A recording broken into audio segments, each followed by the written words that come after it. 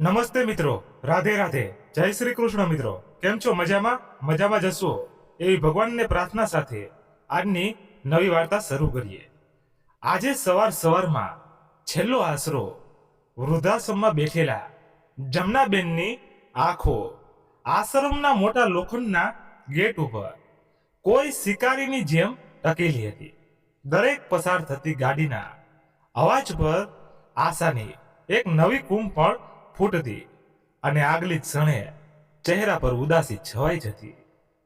એક વર્ષ થવા આવ્યું હતું એમને આ વૃદ્ધાશ્રમમાં આવી.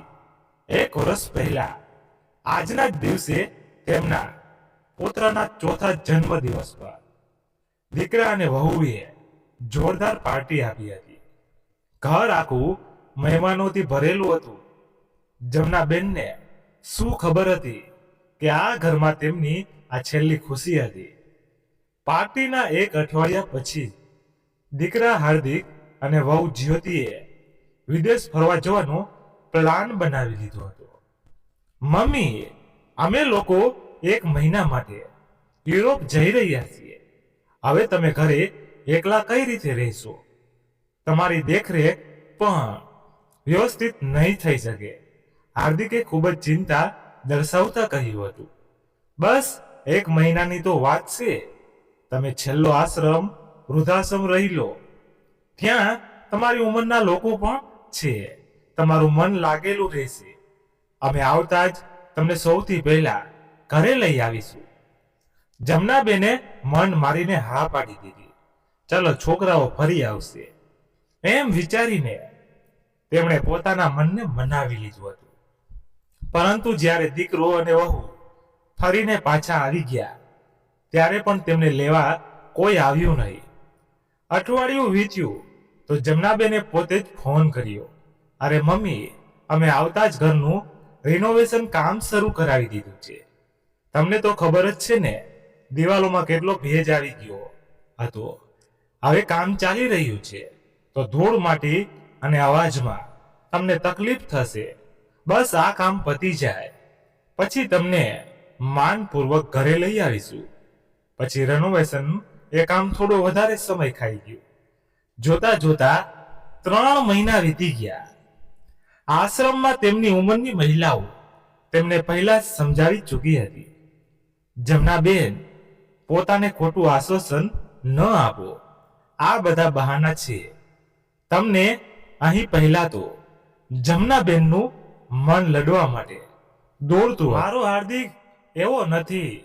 તે પોતાને દિલાસો આપતા, પણ જ્યારે મહિનાઓ ગુજરતા ગયા અને ફોન ઉપર પણ બહાના સિવાય કંઈ ન મળ્યું તો તેમને વિશ્વાસ પણ રેતીની જેમ મુઠ્ઠીમાંથી નીકળી ગયો.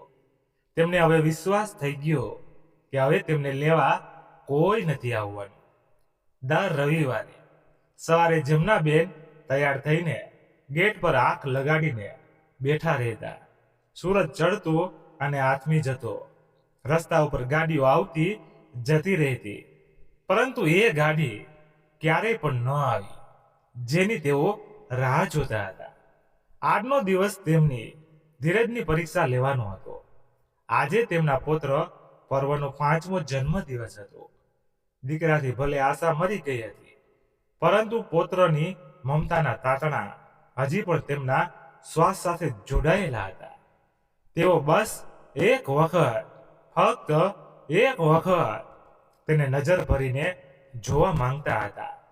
1 કલાક સુધી એમાં દરવાજા તરફ જોતા જોતા તેમની અંદરની ધીરજ જવાબ દઈ ગઈ. તેમની ધીરજનો બાંધ, જેને તેઓ 1 વર્ષથી ધીમે ધીમે જોડી રહ્યા હતા, આજે એક જ ઝાટકામાં તૂટી ગયો. એક હઠીલી જીદે તેમના નબળા થઈ ગયેલા ઈરાદાઓને ફરીવાર બુલંદ કરી નાખ્યા. નહીં, આજે તો હું મારા પર્વને જોઈને જ રહીશ, ભલે ગમે તે થઈ જાય. પરંતુ તેઓ જાણતા હતા કે જો તેઓ પોતાની આ જ ઓળખાણ સાથે ગયા તો કદાચ ઘરના ઉંબરાને પણ પાર નહીં કરી શકે. જ્યોતિનો ચહેરો તેમની આંખોની સામે ફરી ગયો, જેમાં તેમના માટે સન્માન નહીં, ફક્ત તિરસ્કારનો ભાવ રહેતો હતો. હાર્દિક પણ કદાચ દરવાજાથી કોઈ બહાનું કરીને તેમને પાછા મોકલી દે, એટલા માટે તેમણે નક્કી કર્યું કે તેઓ ત્યાં વેશ બદલીને જશે. પરંતુ મેનેજર પાસે પરમિશન લેવી પણ હજી બાકી હતી. તેમણે મેનેજરની ઓફિસનો દરવાજો ખખડાવ્યો. મેનેજર શર્માજી એક ભલા માણસ હતા, જે આ વૃદ્ધોની પીડાને સમજતા હતા, પરંતુ નિયમોથી બંધાયેલા હતા. અંદર આવી જાઓ, જમુનાબેન, તેમણે કહ્યું.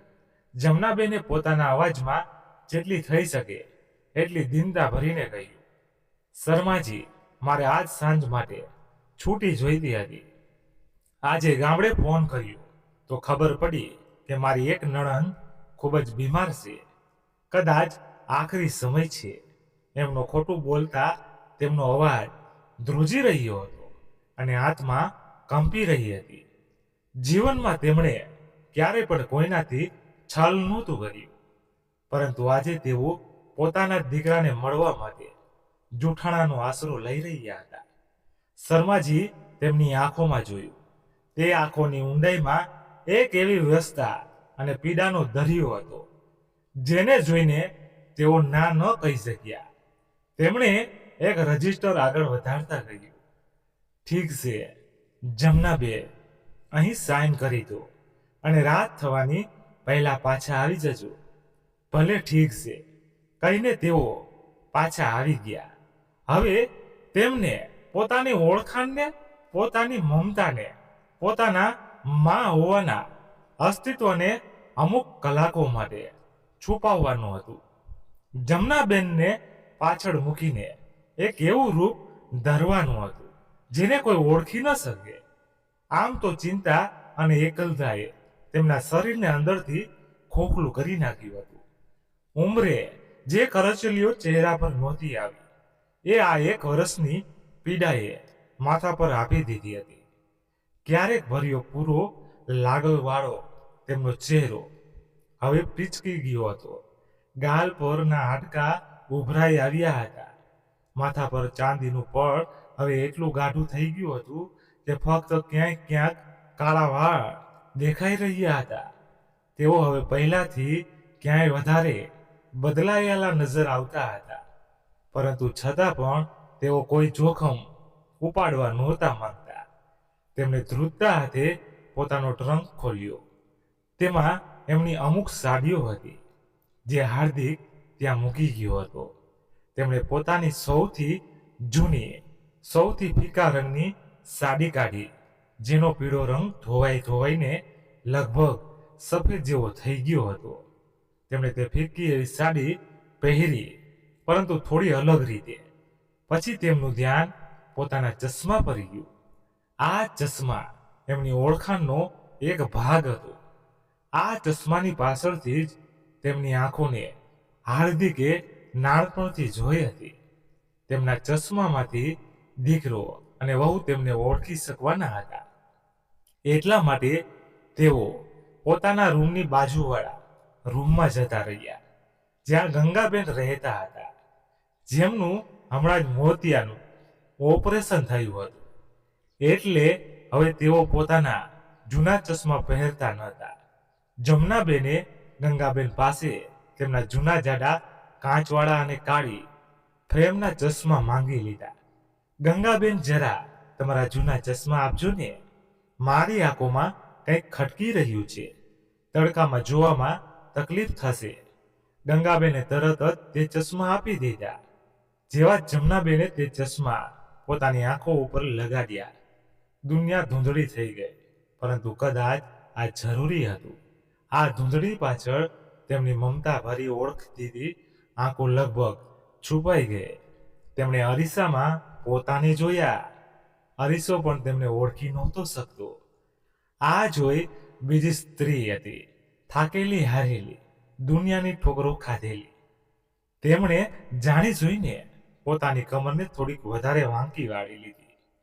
ચાલમાં એકલા લાચારીનો ભાવ લઈ આવ્યા અને માથા પર સાડીનો પાલવ નાખીને એ જ પાલવથી અડધો ચહેરો ઢાંકી લીધો.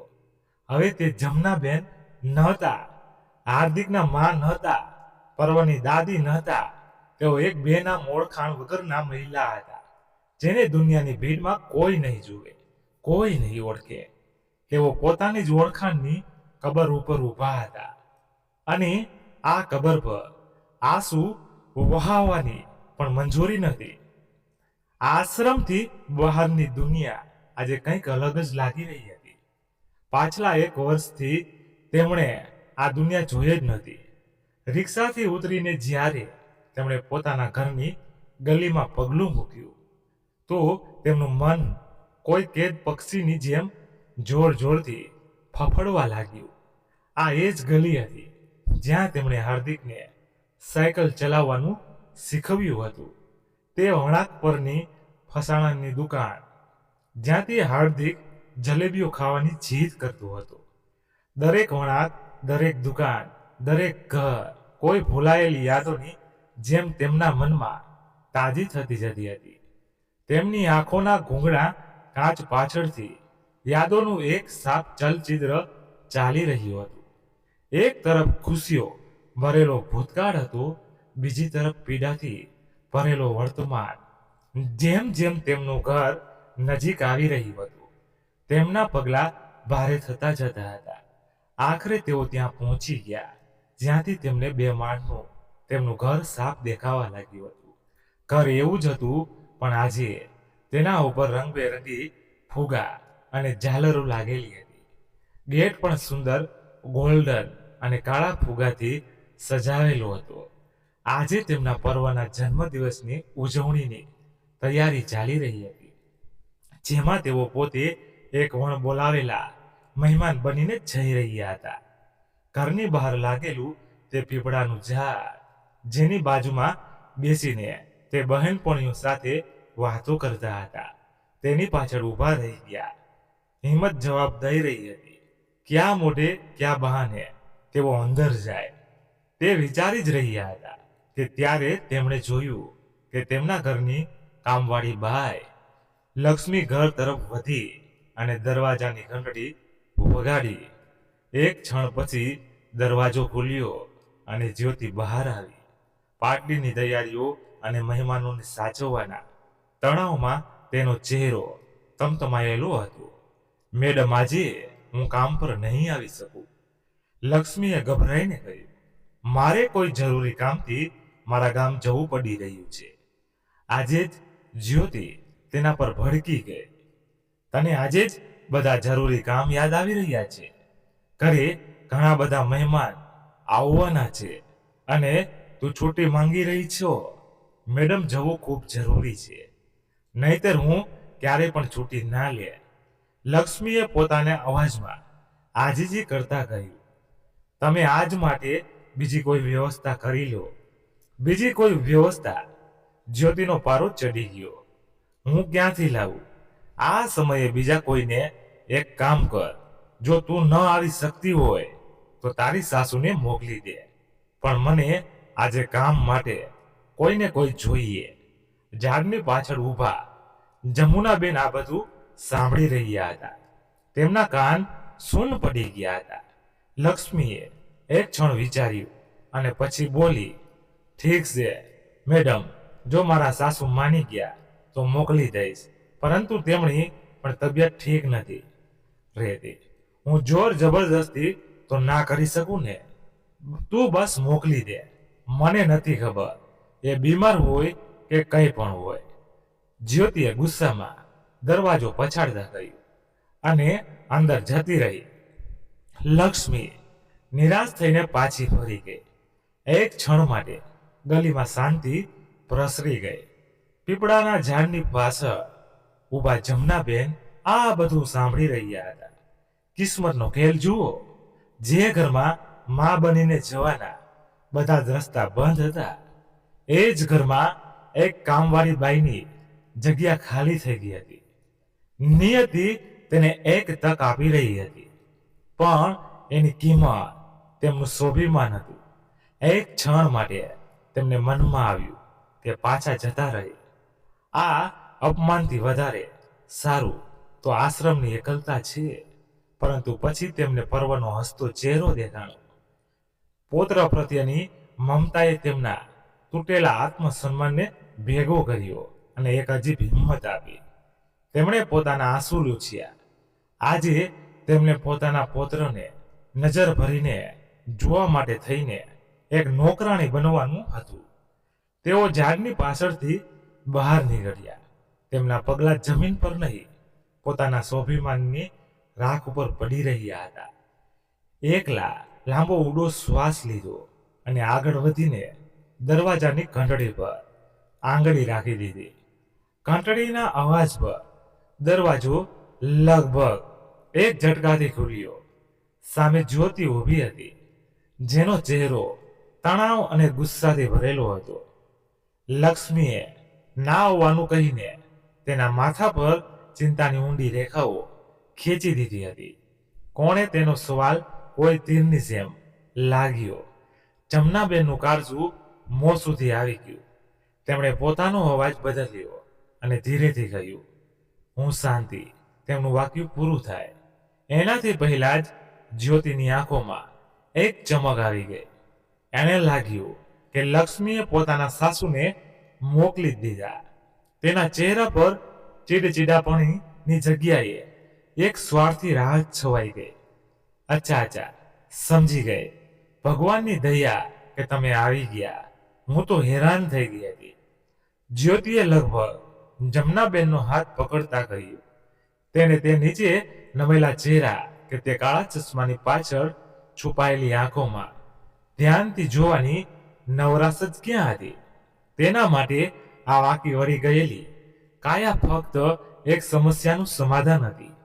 બે હાથ જે ઘરનું બધું કામ કરી નાખશે તે તેમને લગભગ ખેંચતા અંદર લઈ ગઈ અને જોરથી દરવાજો બંધ કરી દીધો. જેવો જ જમનાબેને ઉમરાની અંદર પગ રાખ્યો, ઘરની જાણીતી સુગંધ એક તેજ હવાથી જેમ તેમનાથી ટકરાણી.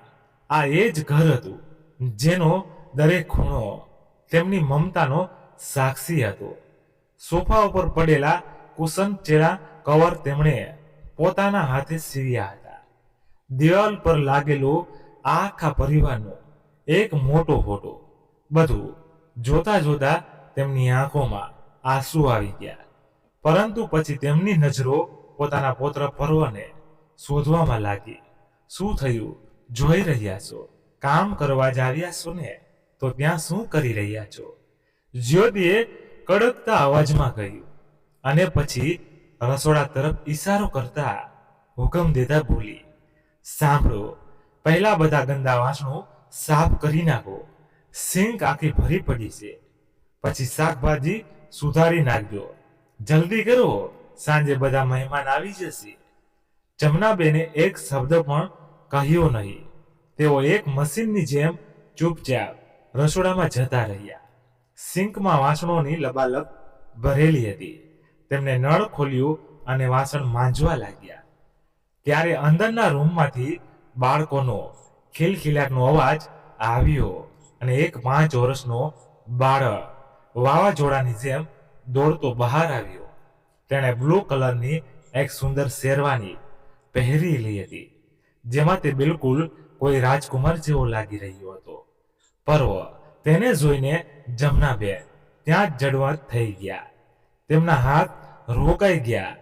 તેમનું મન ચિત્કારી ઉઠ્યું કે દોડીને તેને તેડીને ગળે લગાડી લે, તેના કપાળ પર પપ્પી લે અને કહે, જન્મદિવસ મુબારક મારા દીકરા. પરંતુ તેઓ પોતાની હેસિયત જાણતા હતા. અત્યારે તેઓ દાદી નહીં, શાંતિબાઈ હતા. તેઓ બસ દૂરથી તેને નિહાળતા રહ્યા. પોતાની આંખોમાં આવી ગયેલા આંસુઓને સાડીના પાલવથી લૂછતા રહ્યા. પર્વ તેમના ઉપર એક નજર નાખ્યા વગર રમકડાની દુનિયામાં મગન બીજા બાળકો સાથે રમવા માટે બહાર બગીચામાં ભાગી ગયો. તે એક ક્ષણ માટે પણ રોકાણો નહીં. તેણે જોયું નહીં કે રસોડામાં ઉભેલ એક વૃદ્ધ મહિલાની આંખો તેને એવી રીતે જોઈ રહી હતી જાણે કોઈ તરસ્યું પાણીને જોઈ રહ્યો હોય. પર્વ તેમના પર એક નજર નાખ્યા વગર બીજા બાળકોની સાથે રમવા માટે બહાર ભાગી ગયો. બપોરે હાર્દિક આવ્યો. તે ફોન ઉપર કોઈ મિત્ર સાથે વાત કરી રહ્યો હતો. હા યાર, સાંજે જરૂર આવી જજે. અને હા, ભાભી અને છોકરાઓને લઈને આવજે, નહીતર હું નારાજ થઈ જઈશ. એવું કહીને તે એક બનાવટી હસી હસવા લાગ્યો. તેની નજર રસોડામાં કામ કરતી શાંતિભાઈ ઉપર પડી. એક પળ માટે, બસ એક પળ માટે તેને એક અજાણી લાગણીનો અનુભવ થયો. તેમની વાંકી વળી ગયેલી કમર અને કદ કાઠીમાં કંઈક એવું હતું જે તેની પોતાની માની યાદ અપાવી રહ્યું હતું. પરંતુ આગલી જ ક્ષણે તેને આ ખ્યાલને ઝાટકી નાખ્યો. આ મમ્મી કઈ રીતે હોઈ શકે? એ તો આરામથી આશ્રમમાં છે. હું પણ શું વિચારવા લાગ્યો. તેણે પોતાની જ માને ન ઓળખી અને મસ્તીમાં ફોન પર વાત કરતો અંદર આવી ગયો. સાંજ થતા થતા ઘર મહેમાનોથી ભરાઈ ગયું. હાર્દિકના મિત્રો, જ્યોતિની બહેનપણીઓ, અમુક દૂરના સંબંધી બધા જ હાજર હતા.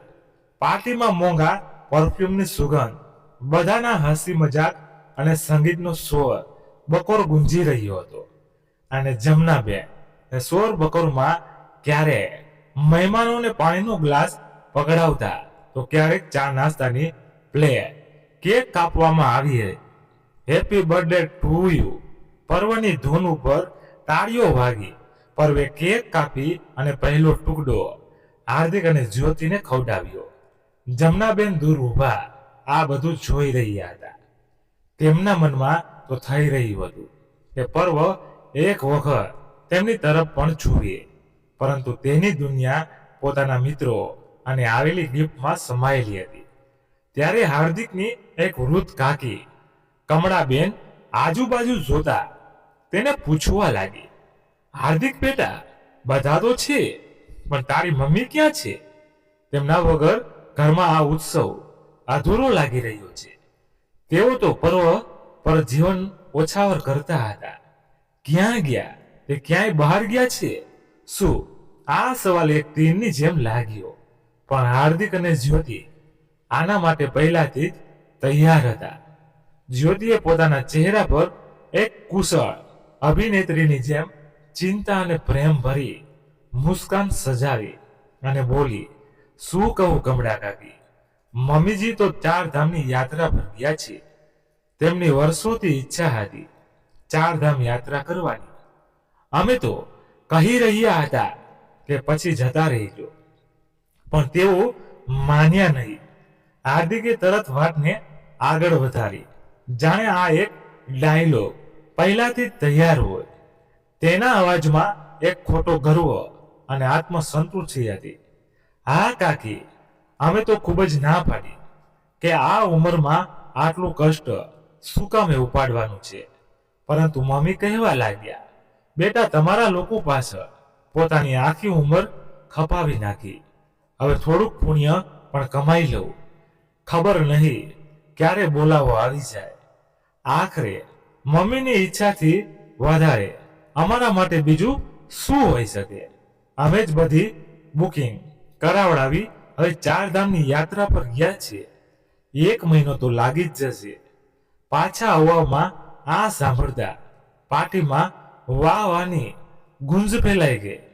એક મિત્રએ હાર્દિકની પીઠ થપથપાવતા કહ્યું, યાર હાર્દિક, તું તો હકીકતમાં આજનો શ્રવણ કુમાર છે. આજકાલના જમાનામાં કોણ મા બાપ માટે એટલું વિચારે છે? સલામ છે તને. પ્રસન્નતાના આ શબ્દ સાંભળીને જ્યોતિ અને હાર્દિક ગદગદ થઈ રહ્યા હતા. ત્યાં જમનાબેન માટે એ શબ્દો પીગળેલા ગરમ પારાની જેમ કાનમાં ઉતરી રહ્યા હતા. તેમની આત્મા દુઃખી થઈ રહી હતી. જે માનો હાલચાલ જાણવાની પણ દીકરાને નવરાશ ન હતી. આજે ખોટી તીર્થ યાત્રાના નામ પર તે પોતાની મહાનતાની ઇમારત ઊભી કરી રહ્યો હતો. આ દગાબાજી, આ પાખંડ, આ સફેદ જૂઠાણું તેમનાથી સહન ન થયું. તેમના ધ્રુજતા હાથોમાં પાણીના ગ્લાસથી ભરેલી એક ટ્રે હતી. શ્રવણ કુમારનું બિરુદ સાંભળીને તેમના હાથની પકડ ઢીલી પડી ગઈ. સંતુલન બગડી ગયું અને ટ્રે બધાને થડકાવી નાખવા વાળા એક તેજ અવાજ સાથે જમીન પર પડી. કાચના ગ્લાસ ટુકડાઓમાં વિખરાયેલા. સંગીત બંધ થઈ ગયું. હાસ્ય થંભી ગયા. બધાનું ધ્યાન એ તરફ ગયું જ્યાં એક વૃદ્ધ કામવાળી બાઈ વિખરાયેલા કાચના ટુકડાઓની વચ્ચે ગભરાયેલી ઊભી હતી. આજ હળબળાટમાં જમનાબેન જ્યારે વાંકા વળી કાચના ટુકડા ઉપાડવાનો પ્રયાસ કરી રહ્યા હતા તો તેમના ચહેરાથી તે ભારી જાડા કાચના ચશ્મા લપસીને પડી ગયા અને માથા પરથી સાડીનો પાલો પણ સરકી ગયો. એક ક્ષણ માટે ત્યાં નીરવ શાંતિ પસરી ગઈ. હકીકત બધાની સામે હતી. એ મહિલા જેને બધા કામવાળી બાઈ સમજી રહ્યા હતા તે કોઈ બાઈ નથી. હવે બધાની સામે હાર્દિકની તીર્થયાત્રા પર ગયેલી માં જમનાબેન ઊભા હતા. એ જ ચહેરો જેને હમણાં શ્રવણકુમાર દીકરો યાદ કરી રહ્યો હતો. જમના, તું જમના જ છે ને? આ ઘરની માલકી અને હાર્દિકની માં કમળાબેને ખૂબ જ નિરખીને જોતા બોલ્યા. તેઓ એક પગલું આગળ વધ્યા. તેમની આંખો અવિશ્વાસથી ફેલાયેલી હતી. તેમણે જમનાબેનને ઉપરથી નીચે સુધી જોયા. તે આંખોમાં તરતી એક ઉંમરની પીડા હતી. પછી તેમની નજરો ફરી અને હાર્દિક પર જઈને થંભી ગઈ. હાર્દિક બેટા, આ શું છે? તેમણે ઊંચા અવાજમાં કહ્યું કે દરેક મહેમાન સાંભળી શકે. તારી માં તો તીર્થયાત્રા પર હતી ને? આ કઈ તીર્થયાત્રા છે? હાર્દિક અને જ્યોતિનો ચહેરો સફેદ પડી ગયો હતો. તેમની જીભ તાળવા સાથે ચોંટી ગઈ. જે ચહેરા ઉપર હમણાં થોડી વાર પહેલા પ્રસન્નતાની ચમક હતી, હવે તેના ઉપર શરમના ભાવ અને પકડાઈ જવાની કાલિક ચોપડાઈ ગઈ હતી. જે મહેમાનોએ થોડી વાર પહેલા હાર્દિકની પીઠ થપથપાવી હતી તેઓ હવે એકબીજાને જોઈ રહ્યા હતા અને અંદરો અંદર વાતો કરી રહ્યા હતા.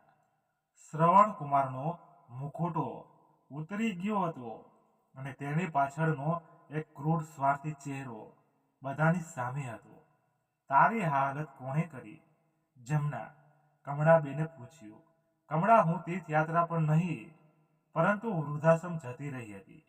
મારા છોકરાઓએ થોડા દિવસો માટે મને ત્યાં રહેવા માટે કહ્યું હતું, પરંતુ પછી ક્યારે પણ લેવા આવ્યા જ નહીં. ના મને મળવા આવ્યા, પરંતુ આજે મારા પર્વનો જન્મદિવસ હતો. મારું મન માન્યું નહીં. ધીરજ ખૂટી ગઈ હતી. હું મારા પર્વને જોયા વગર ના રહી શકી. બસ એક વખત, ફક્ત એક વખત મારી આંખોથી તેને નિહાળવા માંગતી હતી. જો હું મારી એ જ ઓળખાણની સાથે આ દરવાજા પર આવત તો કદાચ મને ઉંબરા ઉપરથી જ પાછી મોકલી દેવામાં આવત.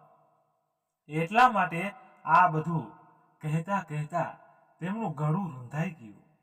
તેમની આપવીતી સાંભળીને દરેક મહેમાન સ્તંભ હતા. હાર્દિક અને જ્યોતિ માથું નમાવીને એવી રીતે ઊભા હતા જાણે જમીન ફાટી જાય અને તે બંને તેમાં સમાઈ જાય. જમનાબેને એક છેલ્લી નજર પોતાના દીકરા પર નાખી. પછી તેમની આંખો એ ભેડમાં પોતાના પર્વને શોધવા લાગી. તે કેકના ટેબલ પાસે બીજા બાળકોની વચ્ચે ડરેલો ઊભો હતો. આ આખી ઘટનાથી અજાણ તે બસ પોતાની દાદીને જોઈ રહ્યો હતો, જેને તે હજી સુધી ઓળખી નહોતો શક્યો. જમનાબેને ધીરેથી કહ્યું, જ્યારે જૂઠાણાનો પડદો ફાટી ગયો છે અને બધાને ખબર જ પડી ગઈ છે કે હું કોણ છું, તો પછી હું મારી એ એક ઈચ્છા પણ પૂરી કરી જ લઉં, જેના માટે મેં પોતાનું સ્વાભિમાન પણ દાવ ઉપર લગાડી દીધું. આટલું કહીને તેઓ ધીરે ધીરે આગળ વધ્યા. તેઓ પરવની સાથે પહોંચ્યા અને પોતાના દુખતા ગોઠણના આશરે જમીન પર બેસી ગયા. 1 વર્ષથી પથ્થર બની ગયેલી તેમની આંખો હવે ઝરઝર વહેવા લાગી હતી. મારા દીકરા, આ શબ્દ તેમના મોઢામાંથી એક હિપકા સાથે નીકળ્યા અને પછી તેમણે પોતાના બંને હાથ ફેલાવ્યા અને પર્વને પોતાની તરફ ખેંચીને દબાવીને પોતાની છાતીએ લગાડી દીધો. આ ફક્ત એક આલિંગન નહોતું, આ 1 વર્ષની તડપનો અંત હતો. એ પર્વના વાદ સુધી રહ્યા હતા. તેનો ગોળ મટોલ ગાલ ઉપર અને માથા ઉપર વારવાર પપ્પી લઈ રહ્યા હતા. તેમની દરેક હરકતમાં એક મહિનામાં જોયેલી રાહ પડી ગઈ હતી. એવું લાગી રહ્યું હતું જાણે કોઈ રણમાં ભટકતો તરસ્યો આખરે પાણીના સ્ત્રોત સુધી પહોંચી ગયો હોય અને પોતાની વર્ષોની તરસ છીપાવી રહ્યો હોય. પણ જે હજી સુધી ડરેલો ઊભો હતો તેને કંઈ પણ સમજાઈ નહોતું રહ્યું. તેને બસ પોતાની દાદીના ધ્રુજતા હાથ, તેમના આંસુઓનો ગરમાવો અને એ ડુસ્કાનો અહેસાસ થઈ રહ્યો હતો. તેણે પણ ડરતા ડરતા પોતાના નાના હાથ એમની પીઠ ઉપર રાખી દીધા. આ દ્રશ્ય જોઈને ત્યાં હાજર ઘણા લોકોની આંખોમાં આંસુ વહી નીકળ્યા. કમળા કાકીએ પોતાનું મોઢું પાલવથી ઢાંકી લીધું જેથી કોઈ તેમને રડતા જોઈ ન શકે. પોતાની ઈચ્છા પૂરી કર્યા બાદ જમનાબેને ધીરેથી પર્વને પોતાનાથી અલગ કર્યો. તેમણે પોતાની સાડીના પાલવથી તેના ગાલ પર લાગેલા પોતાના આંસુ લૂછ્યા અને પછી ઊભા થઈ ગયા. હવે તેમની અંદર એક અજીબ શાંતિ હતી. તેમની વાંકી વળી ગયેલી કમર સીધી થઈ ગઈ હતી. તેમણે ભીડ ઉપર એક નજર નાખી, પછી ચહેરા ઉપર કંઈ પણ ભાવ વગર બસ એટલું કહ્યું, અચ્છા જાઉં છું. ત્યારે હાર્દિકનો એક મિત્ર વિનય, જે હજી સુધી ચૂપચાપ આ બધું જોઈ રહ્યો હતો, આગળ વધ્યો. તે એક સમજદાર અને સંવેદનશીલ યુવક હતો. તો તેણે જમીનથી જમનાબેનના ચશ્મા ઉપાડ્યા, તેને સાફ કર્યા અને પછી હાર્દિક અને જ્યોતિને દોડતી નજરોથી જોયા. તેની આંખોમાં નફરત અને અફસોસ બંને હતા. તે જમનાબેન તરફ વળ્યો, તેમના હાથમાં ચશ્મા આપ્યા અને પછી હાથ જોડીને નમેલી નજરોથી બોલ્યો, માસી, તમે મારી સાથે ચાલો. મારું ઘર નાનું છે, પરંતુ મારા ઘરમાં તમારી જગ્યા મારી સર આંખો પર હશે. વિનયના શબ્દોએ એ જાણે જમનાબેનની અંદર સૂઈ ગયેલા સ્વાભિમાનને જગાવી દીધું. તેમણે પોતાના આંસુઓ લૂછ્યા અને વિનયના માથા પર હાથ ફેરવીને કહ્યું, જીવતો રહે બેટા, ભગવાન તને ખૂબ જ સુખી રાખે.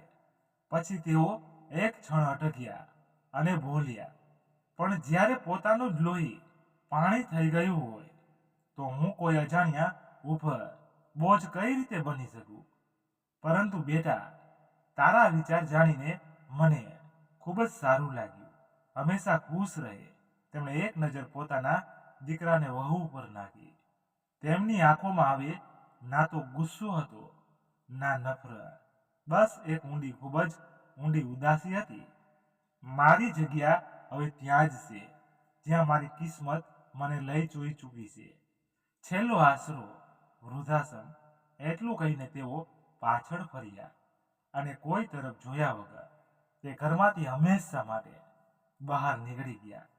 તેમના પગલામાં હવે કોઈ લાચારી નહોતી, પરંતુ એક એવી શાંતિ હતી જે બધું જ ખોઈ દીધા પછી મળે છે.